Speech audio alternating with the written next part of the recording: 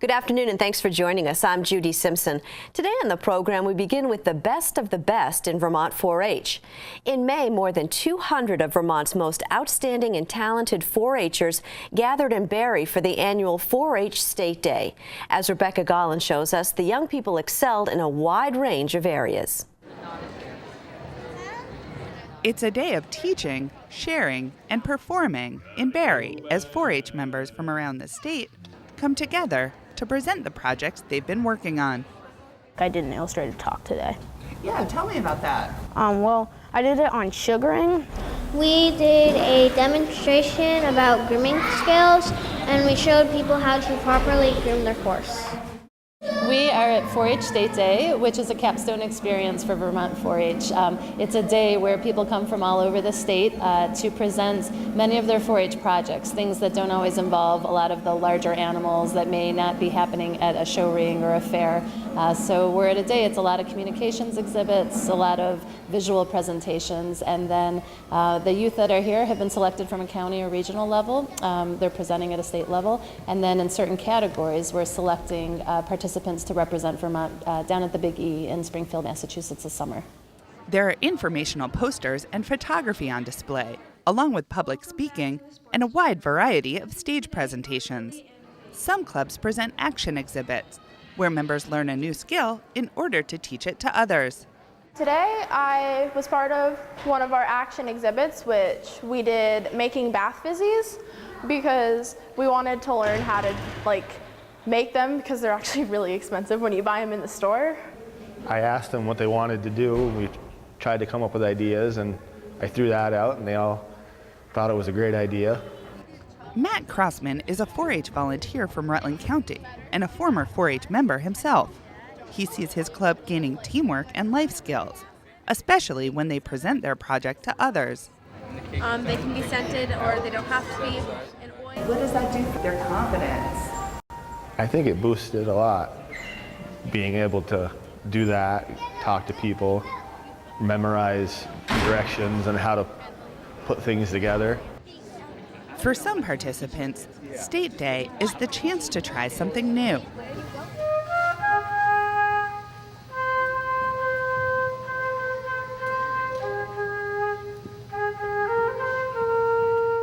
I did a stage presentation, which I play the flute, and I wanted to play a pop song, so I learned the song Perfect by Ed Sheeran.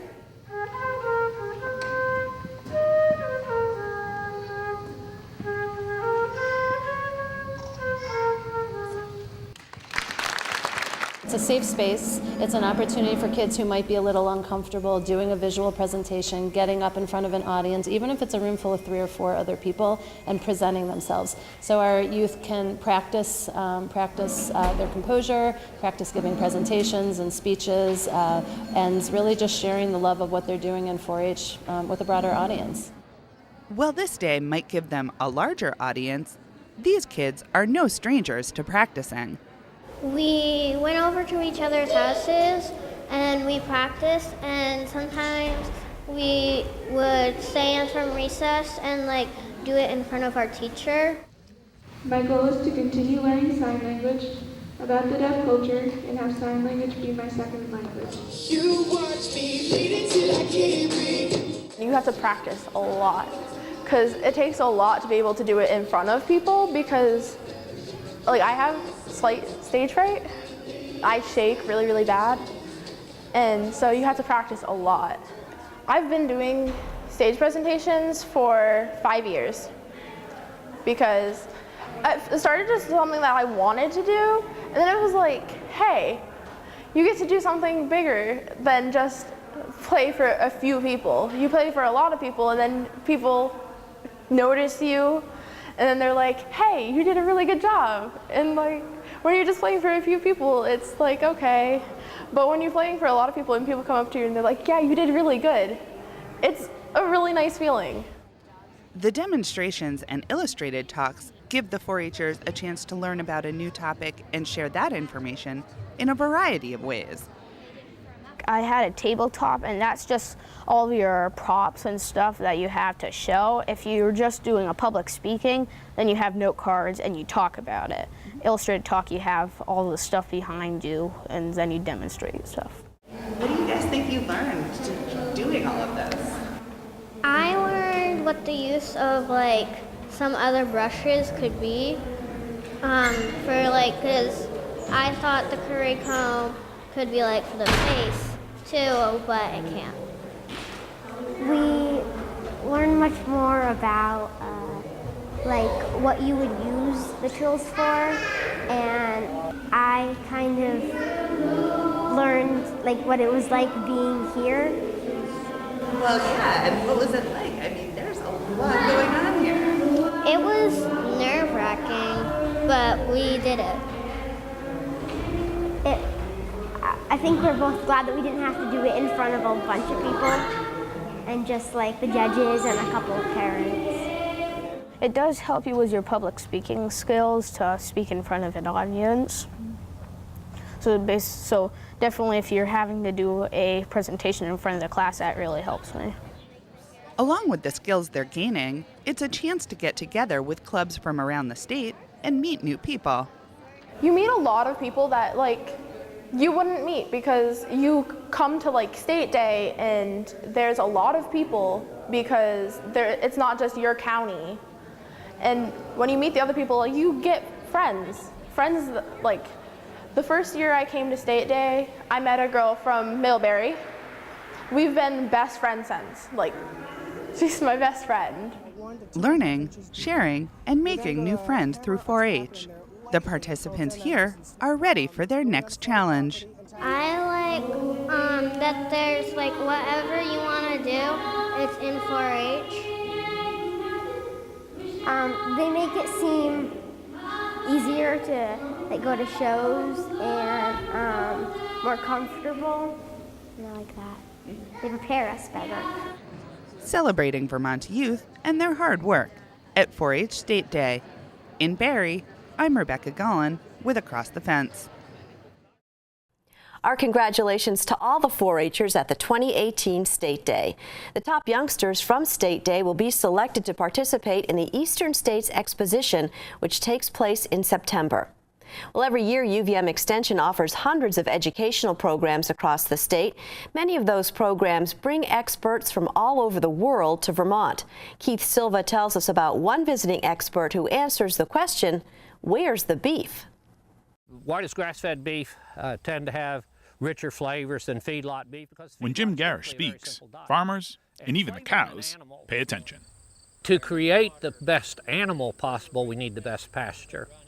Garish is a grazing consultant, author, and advocate of grass-raised beef production. His book, Kick the Hay Habit, A Practical Guide to Year-Round Grazing, is considered a contemporary classic for farmers and ranchers looking to move beyond feedlot farming. The holy grail they're looking for is the ability to create a unique flavor in their beef and then repeat it. Repeatability is the real challenge. Garish's farm and consulting business is based in Idaho. He's in Vermont to talk with farmers about grazing, grass-fed beef, and the chicken and the egg question all grazers have to ask. Do you establish your pastures first, or start out with high-quality animals? I generally say I will take superior grass management and average cattle genetics any day of the week compared to superior animal genetics and average grass management. But what I really want is superior grass-based genetics in the cattle and good grazing management to be able to capitalize on those genetics. So it's a combination of both. The majority of beef that's eaten in the United States is grain-fed and comes from large-scale feedlots. Grass-fed beef production is smaller and more likely local, so consumers know where their food comes from. Grass-fed beef has been gaining in popularity as consumer demand for local food has increased. It follows a trend away from large-scale agriculture and towards local farms and food. Prior to World War II, basically all beef in America was grass-fed. The grain-fed was a real specialty and a very small market. After World War II, when we had great surpluses of grain, feeding it to cattle became one of the outlets just to get rid of excess grain. And so the feedlot industry and all the supporting industries developed. So the interest in grass-fed beef is really a part of the environmental movement, the increasing consciousness of how diet affects our health. So it's considered a more natural food. People are concerned about their health. You know, they were told for years that saturated fat and red meat was not good for you, which has been totally debunked. And the saturated fat components in grass-fed beef are just healthier, more natural than what's in the feedlot beef. So a lot of people like that. Anna Houston came from Great Barrington, Massachusetts to learn from Garish. As a new farmer, she's hoping his experience and expertise will guide her at this early stage in her career. Studying the animals, studying the soil, studying the grass, studying the land on a grass-based intensive management, intensive livestock use, and how that can work and benefit the consumer, benefit the soils, and benefit the farmer. To learn from someone like that is a huge opportunity because there's not many people who know to the extent that he knows and have the experience that he has. It's really cool to listen to him. Everything that he talks about, he starts with, well, in my farm in Missouri or in my farm in Idaho, it's always, he's been there and he's done it, and that's pretty unique. Okay. Pasture walks like this allow farmers to learn firsthand and to network with peers. There's farmers here from Vermont and New York and Connecticut, you know, to meet people who have similar goals, and we're all trial and error at this point. And so to learn from other people in the business and meet people and make connections is also really, I think, really important in building a broader New England farm network around progressive grass-fed practices. Because I think that movement is still building. It's, you know, we have our pockets, but I think to bring people together about it is really cool and important. Steve Schubart is also new to grazing. He rents land in Shoreham where he finishes cattle. Finishing is putting the final weight on the animal so it's at its optimum for market. Meeting with Garish helped Schubart fine-tune his pasture management. The big aha moment, I think, was when we were talking a little bit about residuals and trying to not graze, overgraze.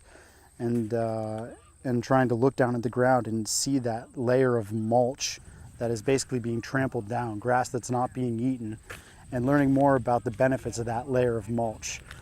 Garish may not be from around here, but Schubart sees how many of the practices he uses out west can be applied to Vermont and the Northeast. Hearing Jim's take on what your most limiting factors are as maybe a small or mid-scale producer is really helpful. Also, a lot of what he's talked about is not necessarily prescribed grazing, but it's adaptive grazing. And so you have to be adaptive out where Jim is in the Midwest, and we have to be adaptive here in Vermont too, like having last 2 summers be pretty dry for us, and then this summer all of a sudden it's super wet. And so hearing Jim talk about his experiences out west and sort of what they do to manage those different challenges they face is very applicable to what we face here in Vermont. Your calves will finish well on pasture. What Schubart does by finishing animals on grass is one area Garish sees as a growth opportunity for young farmers to raise beef and improve the overall quality of grass-fed meat. I actually prefer the term pasture-finished beef rather than grass-fed beef, because over the years I have eaten a lot of really bad grass-fed beef because it wasn't properly finished. That means it didn't have the fat cover and fat content that it needed to be consistently tender, juicy, flavorful, and it's fairly easy to accomplish once you have your basic pasture composition and pasture management in place. Garish believes the best way to know what kind of quality you're getting in your food is to get to know your farmer. Find a farmer, make a relationship, and make that guy or gal your dedicated beef or lamb supplier, because almost all of them are open to letting people come to tour their place. They frequently have field days like we're having today, and so the consumer can come and see exactly how this meat is being produced, and then they can make up their own mind about the animal well-being, the environmental effects, and the quality of the beef. From pasture to plate, knowing where your food comes from, who's raising it, and how it was raised, now that's something to chew on. In Orwell, I'm Keith Silva with Across the Fence. Thank you, Keith, and thank you for joining us. I'm Judy Simpson. I'll see you again next time on Across the Fence.